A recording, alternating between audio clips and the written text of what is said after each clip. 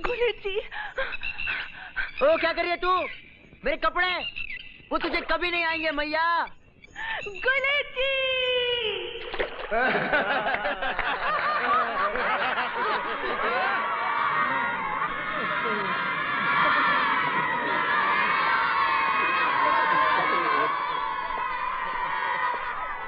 सुनिए भाई साहब।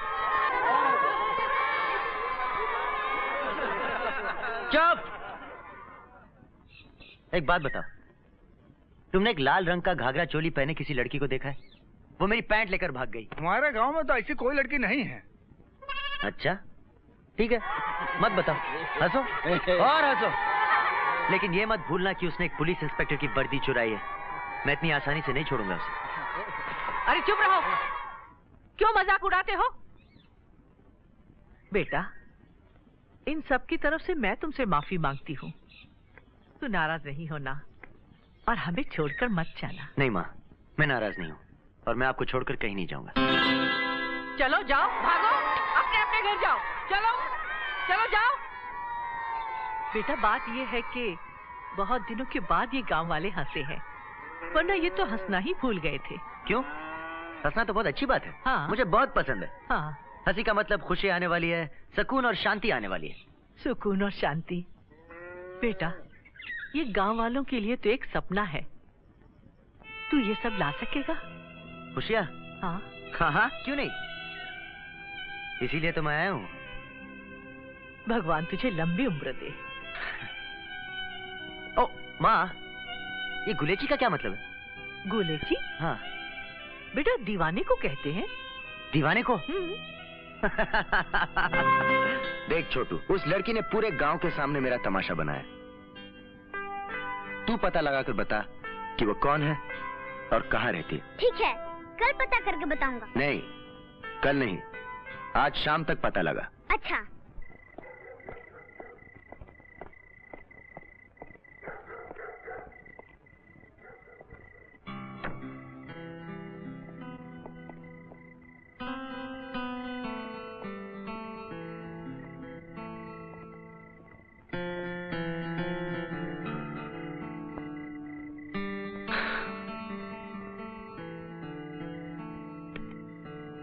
किसी ने सच्ची कहा है, अगर इंसान के मन में सच्चा प्यार हो तो वो ईश्वर को भी पा लेता है। मैंने तुम्हें पा ही लिया। जितना प्यार मैं तुमसे करता हूं, क्या उतना ही प्यार तुम मुझसे भी करती हो? शर्मा रही हो, और शर्माना भी चाहिए। अरे शर्म तो लड़की का गहना होता है। अच्छा एक काम करो, जिस तरह मैंने तुम्हारी तरफ फूल फेंका वैसे ही मेरी तरफ फूल फेंको और मैं समझ जाऊंगा कि तुम भी मुझे चाहती हो।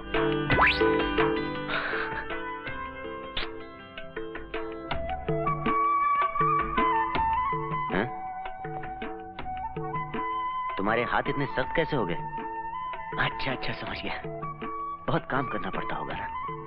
लेकिन फिक्र मत करो, शादी के बाद मैं तुम्हें फूलों की तरह रखूंगा। अब तो अपना चांद सा चेहरा दिखा दे।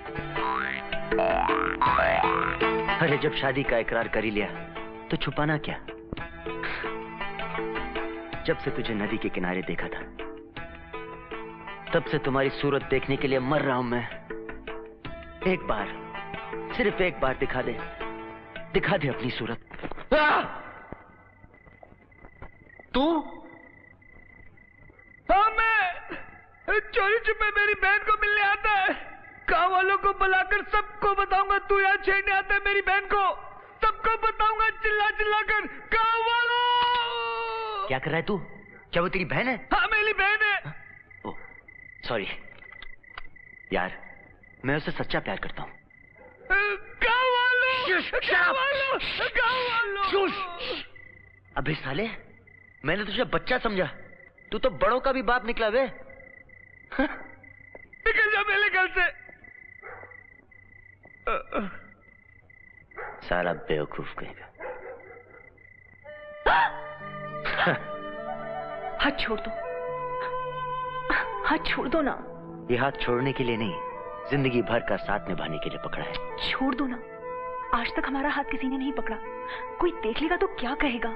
तो क्या कहेगा, यही ना, कि मैं तुमसे और तुम मुझसे प्यार करती हो? करती हो ना? तुम्हारी खामोशी को मैं हाँ समझूं या ना? हाँ?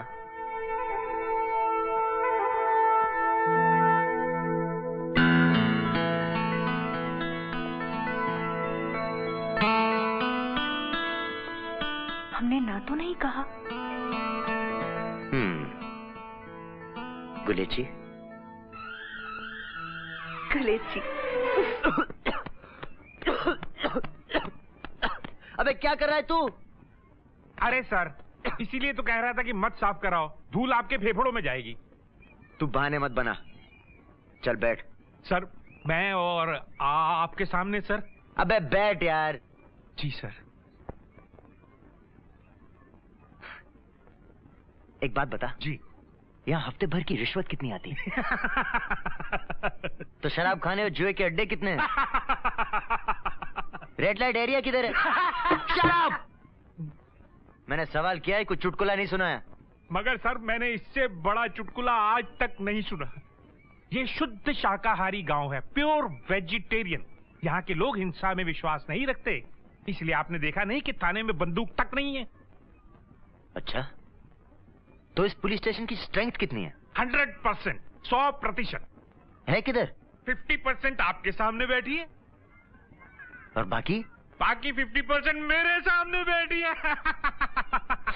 पुलिस चाचा, पुलिस चाचा। चाचा और मैं? मेरे को चाचा वाचा मत बोलना।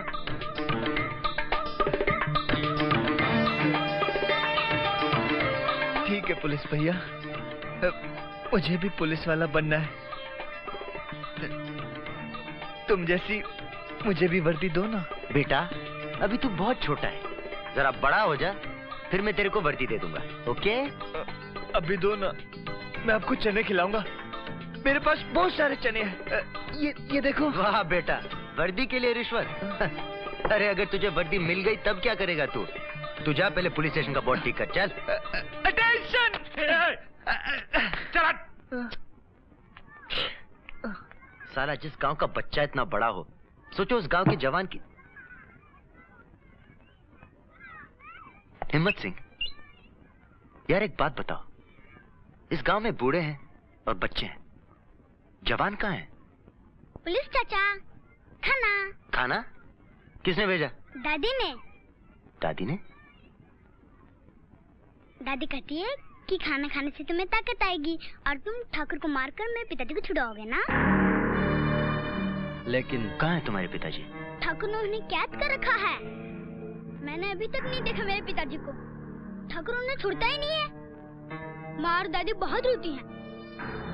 दादी तो कहती है जब मैं बड़ा हो जाऊंगा तो ठाकुर मुझे भी छीन ले जाएगा अपनी माँ से। नहीं बेटा, हम तुम्हें नहीं जाने देंगे। अच्छा, और तुम मेरे पिताजी को भी छुड़वाओगे? हाँ हाँ बेटा। अच्छा मैं जाता हूँ, माँ और दादी से कहूँगा कि पिताजी छूटने वाले हैं, पिताजी छूटने वाले हैं, पिताजी छूटने वाले हैं।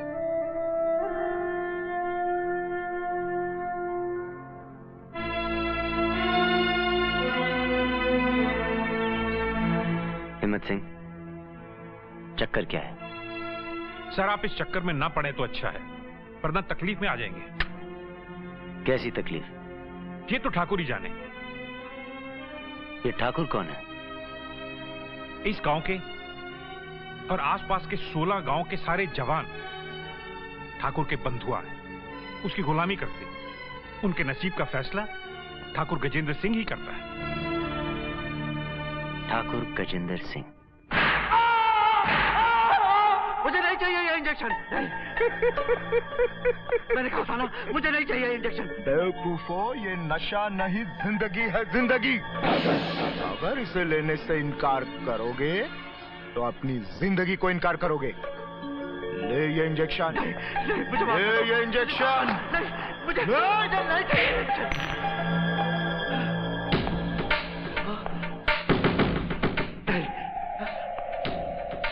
नहीं ठाकुर साहब, नहीं।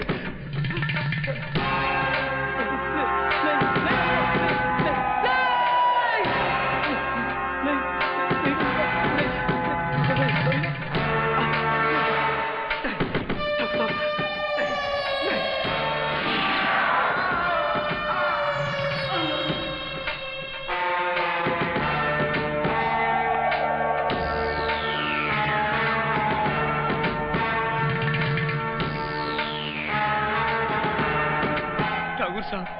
जो आप कहेंगे मैं करने को तैयार हूँ। बस एक बार मैं अपनी माँ, बीवी और बच्चे से मिला हूँ। अगर अपने घर वालों की सलामती चाहता है तो बगैर आवाज किए काम कर। गुलामों, कान खोलकर सुन लो।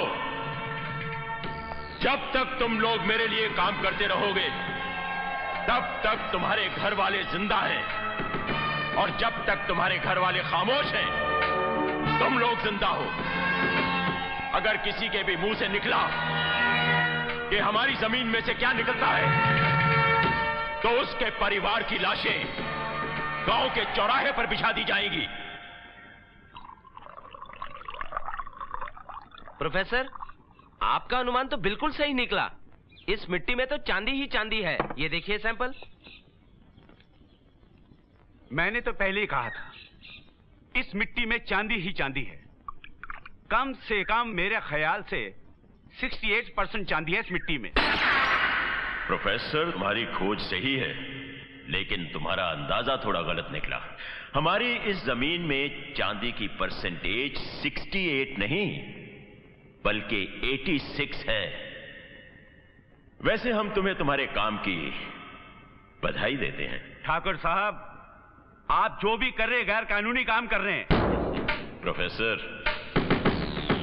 तुम पढ़े लिखे जरूर हो लेकिन महामूर्ख हो। सदियों से इस जमीन पर हमारे पुरखों का अधिकार रहा है और आज हमारा है, तो फिर इस जमीन में से निकली हुई चांदी पर सरकार का अधिकार कैसे हो गया? किसान अपनी जमीन पर फसल उगाता है तो उस फसल पर किसान का अधिकार होता है। वो अपनी जमीन पर कुआं खोदता है तो वहां से निकले हुए पानी पर किसान का अधिकार होता है। तो फिर हमारी जमीन से निकली हुई चांदी पर हमारा अधिकार क्यों नहीं? सरकार का अधिकार कैसे हो गया? इस तरह मिली किसी भी संपत्ति पे हक सिर्फ सरकार का होता है। ठाकुर साहब, मेरी बीवी है, मेरे छोटे छोटे बच्चे हैं, मुझे मत मारिए। मैं आपसे वादा करता हूं, मैं एक शब्द भी किसी से नहीं बोलूंगा। ठीक है, हम तुम्हारे बीवी और बच्चों को अनाथ नहीं करेंगे। विक्रम, इसकी जुबान और दोनों हाथ काट दो। ऐसा मत कीजिए ठाकुर साहब, मेरी बीवी है, मेरे छोटे छोटे बच्चे हैं। आपने उस नए इंस्पेक्टर के बारे में कुछ सोचा? आज 2 रोज हो गए उसको चार्ज संभाले हुए, लेकिन वो हाजिरी देने नहीं आया। आज उसे जाने दो। आज मां भवानी का दिन है, लेकिन कल उसके पास जरूर जाना।